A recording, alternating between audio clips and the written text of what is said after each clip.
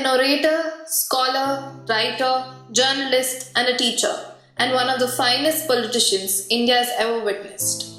Ladies and gentlemen, we're talking about Bharat Ratna, the former President of India, Mr. Pranab Mukherjee, or Pranabda as he was affectionately called. Apart from the aforementioned, Mr. Mukherjee was also a profound intellect, a great friend, a loving husband, and a caring father. With more than 4 decades in politics, Mr. Mukherjee has been part of the country's most crucial events, including the emergency of 1975. Today, as Mr. Mukherjee lost the final battle of his life, let us take a few moments to revisit his decorous life. Many might not know this, but after his master's degree in history and political science, and also a law degree from the University of Kolkata, Mr. Mukherjee served as an upper division clerk in the office of Deputy Accountant General. He also served as a lecturer of political science at Kolkata's Vidyanagar College and a journalist with the Sharda before choosing the life of a public leader. Growing up in the company of his freedom fighter parents, he couldn't stay away from politics for long, and hence he became a full-time politician in 1969. Mr. Mukherjee's political journey was for a long time guided by his mentor, none other than the Iron Lady herself.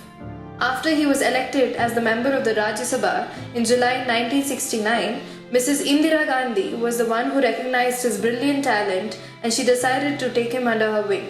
Soon enough, Mr. Mukherjee's career experienced rapid development. Between the period of 1973-74, he entered the cabinet and was the Deputy Minister of Industry and also the State Finance Minister. As we are all well aware, Mrs. Gandhi declared the infamous internal emergency in 1975, which lasted till 1977. The controversial event attracted public anger to Mr. Mukherjee too, as was the case with all the leaders of the ruling party, the Indian National Congress. This eventually also led to the INC losing the elections in 1977. And then came the Janata government, which was very new, and Mr. Mukherjee faced some allegations. But when the Shah Commission was only indicated for acting out of its jurisdiction, Mr. Mukherjee rose to glory again, as he went on to hold several more posts in the cabinet before his big break in 1982.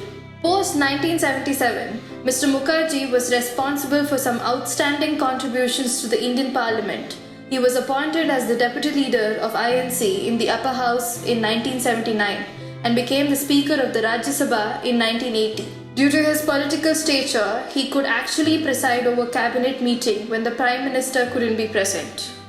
In 1982, Mukherjee became the Finance Minister of India in Mrs. Gandhi's cabinet. He was one of the reasons Mrs. Gandhi scored some political points during the time by returning the last installment of India's first IMF loan. Well, most of us are aware of what a fine economist and financial expert, former Prime Minister Mr. Manmohan Singh is. Did you all know it was Mr. Mukherjee who actually appointed Mr. Singh as the governor of RBI? Following the assassination of Mrs. Indira Gandhi, Mr. Mukherjee was pushed to the side in the INC by her son, also former PM Rajiv Gandhi. There was a strong belief that Mukherjee would become the next PM, but when that did not happen, him and other members loyal to him were pushed out of the mainstream politics of the Congress party. As a senior leader, when he did not get due recognition from the INC, Mr. Mukherjee formed his own Rashtriya Samajwadi Congress party in West Bengal. But when that did not lead to any major political outbreak, he eventually made his peace with Rajiv Gandhi. Mukherjee's political career picked up again in 1991 when he came back as the Deputy Chairman of Indian Planning Commission and Commerce Minister in P.V. Narasimha Rao government. He also served as the External Affairs Minister in Rao's cabinet from 1995 to 96. Despite the speculation of Mr. Mukherjee becoming the Prime Minister of India following the 2004 election, he became a loyal advisor and Manmohan Singh's right hand during his tenure as the Prime Minister. He headed the Ministries of External Affairs, Finance and Defence in Singh's cabinet.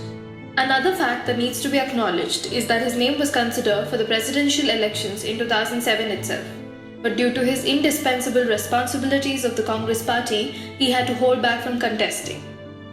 Well, it is difficult to find such leaders who put their own interests in the back seat for the greater good in today's time. As we're all well aware, in 2012, Mr. Mukherjee assumed the highest post of the country. He was elected as the President of India. After achieving the supreme milestone, he decided it was time to hang his hat on the political career and there ended his affiliation with the Congress party. When his tenure ended in 2017, he decided not to recontest for the post. The finest statesman's achievements weren't limited to the national front. On the global front, he was on the boards of the governors of IMF, World Bank, Asian Development Bank, and the African Development Bank.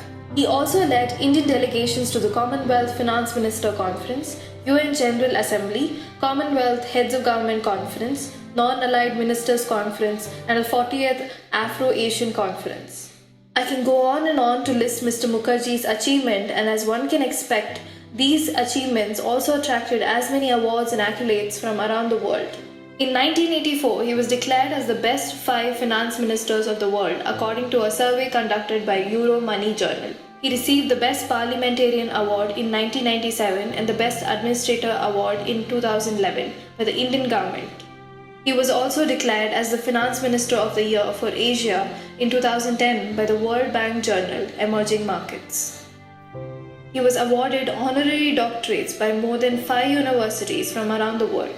Our country also bestowed upon him the second highest civilian honor Padma Vibhushan in 2008 and the highest honor Bharat Ratna in 2019.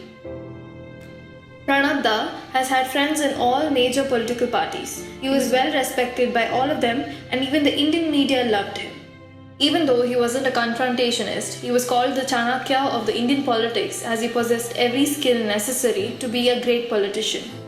He was rightly called the man of all seasons due to his ever-friendly nature and balanced life. If you're somebody who enjoys reading political and economic books, then you should definitely get your hands on copies of Beyond the Survival, The Dramatic Decade, Saga of Struggle and Sacrifice, The Coalition Years, and any of the total 8 books written by Mr. Mukherjee.